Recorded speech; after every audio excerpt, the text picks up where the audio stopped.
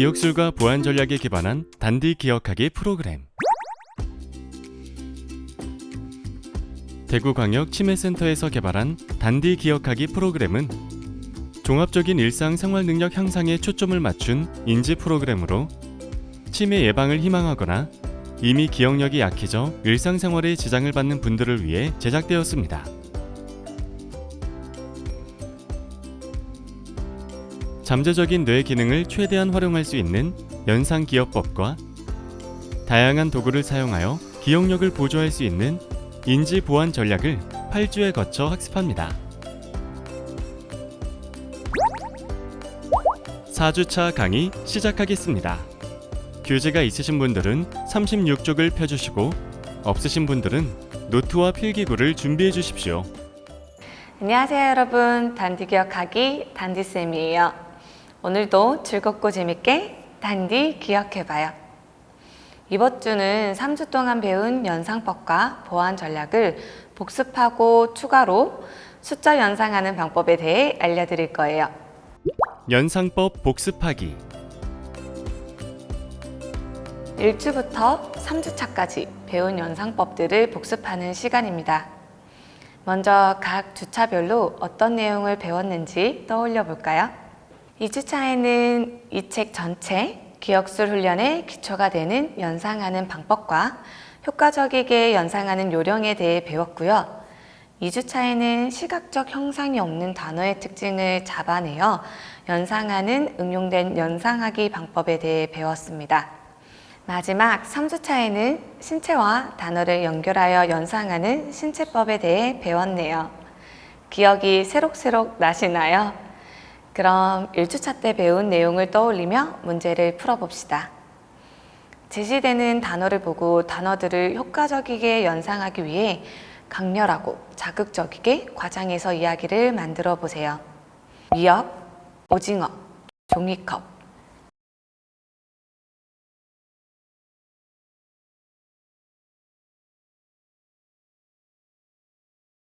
세 단어가 제시되었는데요. 여러분은 어떤 연상을 하셨나요? 저는 오징어가 종이컵 모양의 욕조에 들어가 샤워타월을 사용하듯이 미역으로 등을 밀고 있다 라고 연상하였습니다. 오징어를 사람처럼 의인화하여 우스운 장면으로 만들었고 미역을 샤워타월로, 종이컵을 욕조로 물체의 특성을 변환하였습니다. 그 다음 문제도 풀어볼게요. 주전자, 개구리, 전화기.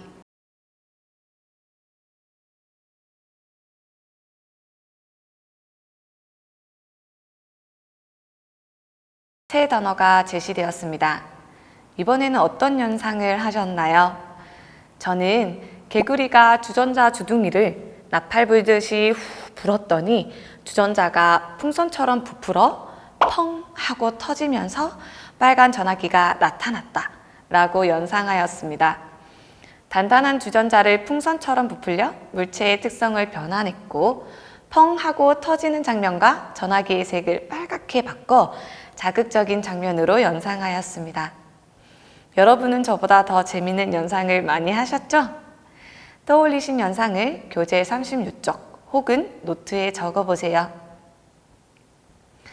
이번엔 2주차 때 배운 장소나 추상명사와 같이 시각적 형상이 없는 단어를 섞어 연상을 해볼게요. 전보다 쉽게 연상하실 수 있을 거예요. 구체적인 모습이 없으니 단어를 듣고 제일 처음 떠오르는 이미지로 연상을 해봅시다. 서울, 인형, 자동차.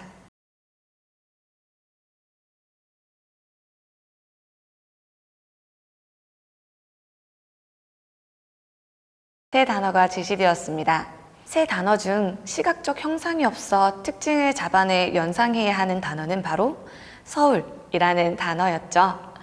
여러분은 서울, 인형, 자동차 세 단어들로 어떻게 연상하셨나요? 저는 서울하면 남산타워가 떠올라서 몸통이 푹신푹신한 남산타워로 되어 있는 큰 인형한테 자동차가 시속 200km로 달려와 부딪혔다가 튕겨나가는 모습으로 연상했습니다. 여러분도 서울을 다른 형상으로 바꿔 연상해 보셨죠? 그럼 다음 문제도 풀어봅시다. 병원, 신문, 팬티.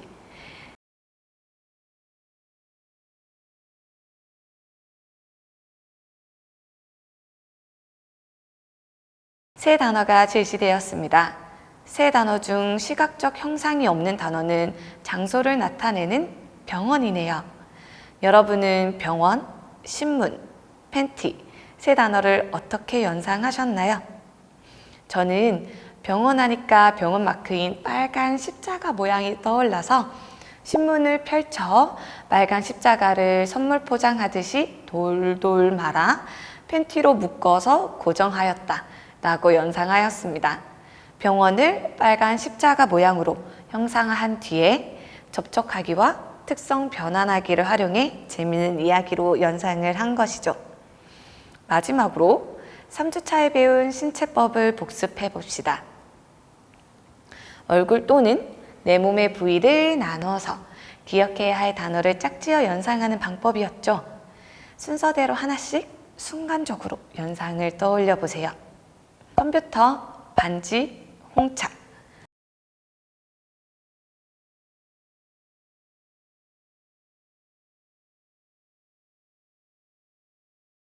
세 단어가 제시되었습니다.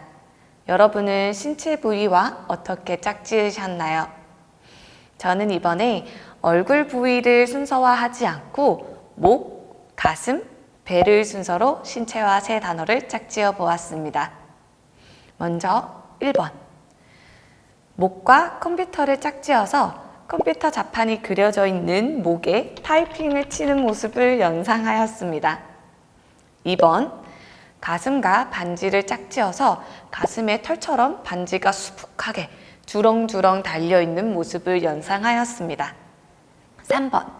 배와 홍차를 짝지어서 배에 홍차가 가득 채워져 있어서 배를 누르면 배꼽으로 홍차가 콸콸 쏟아져 나오는 연상을 하였습니다. 어떠신가요? 어려우신가요? 마지막 문제는 5가지 단어가 나오니까 주의해서 봐주세요. 당근, 담배, 반찬통, 치약, 종이.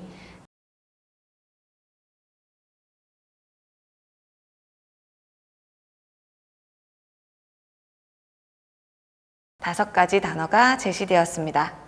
이번엔 제가 예시를 들어드리지 않을 거예요. 여러분이 원하는 신체 부위를 위에서부터 아래 순서대로 5가지 정하고 단어와 연결하여 이야기를 만들어 보세요. 만든 이야기는 교재 37쪽 마지막 문제 혹은 자신의 노트에 적어보세요. 영상법 복습 어떠셨나요? 아직 어려우실 수도 있지만 여러 번 반복하다 보면 조금씩 능숙해질 테니 너무 걱정하지 마세요. 자, 이번에는 1주차부터 3주차까지 배운 보안 전략을 복습하는 시간입니다. 먼저 각 주차별로 어떤 내용을 배웠는지 떠올려 봅시다. 1주차에는 달력, 수첩, 화이트보드, 핸드폰을 이용해 메모하는 방법을 배웠고요. 2주차에는 핸드폰 카메라를 사용하여 외워야 하는 것들을 사진으로 찍었습니다. 예를 들어서 주차장의 위치, 목적지로 가는 길, 상호명, 가족들의 얼굴 등을 찍어 보았었죠. 마지막 3주차에는 약을 까먹지 않고 잘 챙겨 먹기 위해 약달력, 약상자, 핸드폰 알람을 사용하는 방법을 배웠습니다. 기억이 잘 나지 않으신다면 교재를 천천히 한 번 더 보시거나 영상을 다시 돌려봐 주세요. 그리고 보안 전략을 사용하는 것이 두뇌 활동을 직접적으로 하지 않아 치매 예방에 안 좋은 거 아닌가 라고 생각하실 수도 있는데요. 최대한 기억을 하려 해도 자주 까먹고 결국 일상생활에 지장이 간다면 간단히 표시해둔 메모, 사진 등을 봐서라도 기억을 해내는 것이 오히려 치매 예방에 도움이 된답니다. 1주차부터 3주차에 배운 보안 전략이 조금 기억나셨다면 하나씩 상세히 떠올리며 이야기를 나눠봅시다. 첫 번째, 1주차에 배운 메모하기 보안 전략은 어떻게 사용하셨나요? 저는 직장에서 기억해야 할 일과 그 외 개인적으로 기억해야 할 일을 구분해서 메모하고 있는데요. 직장에서는 급하게 해야 할 중요한 일들을 포스트잇에 적어서 컴퓨터 화면 아래에 붙여두었고 탁상 달력에 이번 달 출장이나 행사 일정을 적어놨습니다. 그리고 기억이 안 날 때마다 메모를 보면서 찬찬히 생각하는 시간을 가지죠. 직장 외에 집안일이나 친구와의 약속과 같이 개인적으로 기억해야 할 일들은 핸드폰 달력과 메모지에 기입을 해두는데요. 이렇게 구분하여 메모하니 기억이 섞이지 않아 좋더라고요. 여러분도 제가 알려드린 메모하기 방법 외에 추천하고 싶은 메모 활동이 있다면 댓글로 알려주세요. 두 번째, 2주차에 배운 핸드폰 카메라를 사용해 기억을 대신하는 보안 전략은 어떻게 사용하셨나요? 사진 찍기가 익숙해지셨다면 지금 4주차 강의를 듣고 있는 자신의 모습을 찍어 볼까요? 지금의 열정적인 모습을 떠올리며 다음 5주차에도 열심히 하리라 다짐하는 것이죠. 저는 지금 촬영 중인 이 장소를 잊지 않기 위해 사진으로 남겨둬야겠어요. 지난 2주간 찍은 사진이 너무 많아서 오히려 기억이 이리저리 섞인다면 나중에 중요한 정보를 놓칠 수도 있어요. 종종 사용하고 필요 없어진 정보가 담긴 사진을 지워서 앨범을 정리해 주시는 것도 잊지 마세요. 마지막, 3주차에 알려드린 약달력, 약상자, 핸드폰 알람은 잘 사용해 보셨나요? 저는 저번 주에 약 복용 강의를 하고 나서 꼭 복용해야 하는 약은 아니지만 영양제를 주별 약통에 넣어서 복용해 봤는데요. 원래는 여러 개의 큰 통에 있는 약을 하나씩 빼먹는 게 귀찮아서 잘 안 챙겨 먹었는데 일주일에 한 번만 정리하면 되니까 전보다 더 잘 챙겨 먹게 되더라고요. 여러분도 약을 교육 전과 비교해서 제때 잘 복용하셨다면 주변에도 널리 알려주세요. 저희 교육이 많은 분들에게 도움이 되었으면 합니다. 이렇게 보안 전략 복습도 끝이 났습니다. 연상법과 보안 전략 복습만으로 강의가 끝나면 재미없으실까봐 쉬어가는 코너를 준비해 봤는데요. 숫자를 암기하는 방법입니다. 비밀번호나 약속 시간이 헷갈리실 때 숫자 변환법을 이용하시면 잊지 않으실 수 있습니다. 같이 한번 배워볼까요? 교재 39쪽 쉬어가는 코너 숫자 암기하기입니다. 연상법을 이용하여 숫자를 잘 기억하는 방법을 알려드립니다. 숫자는 수를 표시하는 것 외에 아무 의미가 없어서 헷갈릴 때가 많죠. 저도 한 번씩 사물함 비밀번호가 헷갈려서 다시 메모를 확인하기도 하는데요. 이럴 때 숫자를 기호가 아닌 숫자가 가진 모양과 비슷한 모습의 단어로 바꾸어서 생각하면 더 기억하기 쉬워집니다. 그리고 다른 모습의 단어로 바꾼 숫자와 외워야 하는 다른 단어들 혹은 또 다른 숫자들과 함께 연상법으로 연결하는 것이죠. 아직 잘 이해가 안 가셨을 테니 제가 숫자 암기하는 과정을 설명해 드릴게요. 먼저 숫자의 모양을 보고 떠오르는 모습을 상상해 봅시다. 예를 들어 저는 숫자 0을 보고 동그란 해의 모습이 떠올랐어요. 그래서 숫자 0을 해라는 단어로 바꿔보았습니다. 여러분도 저와 함께 숫자를 비슷한 모습의 단어로 바꿔봅시다.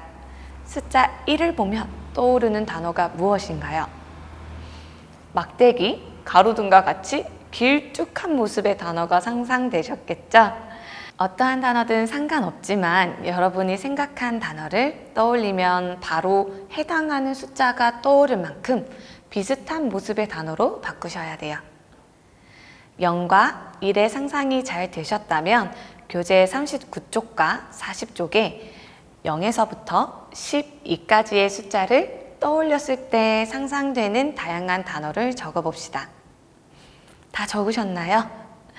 숫자들을 모두 비슷한 모습의 단어들로 바꾸었으면 기억해야 하는 상황에 맞춰서 다양하게 연상해 보시는 거예요. 예시를 들어 드릴게요. 만약 내일 오전 11시에 안과 진료를 받기로 예약했다 라고 하면 먼저 숫자 11을 보고 떠오르는 모습의 단어로 바꿔보는 거예요. 저는 숫자 11을 젓가락으로 바꿔보았어요. 그 다음 안과 진료를 기억하기 위해 안과라는 장소를 생각하면 떠오르는 모습의 단어로 바꿔보는 거죠. 저는 안과 하면 당연하게 눈이 떠올랐어요. 이제 마지막으로 숫자 11을 의미하는 젓가락과 안과를 의미하는 눈을 가지고 연결하여 상상해 봅시다. 저는 젓가락이 눈을 푹 찔렀다 라고 만들어 봤어요. 어떠신가요? 조금 이해가 가신다면 또 다른 예시를 들어드릴게요. 숫자 4가지로만 이루어진 비밀번호를 외우는 예시를 들어드리겠습니다.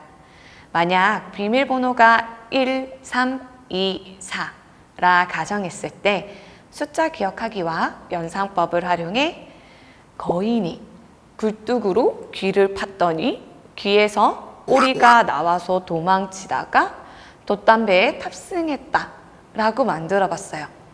어떤 숫자가 어떤 모양으로 바뀌었는지 같이 생각해 볼까요?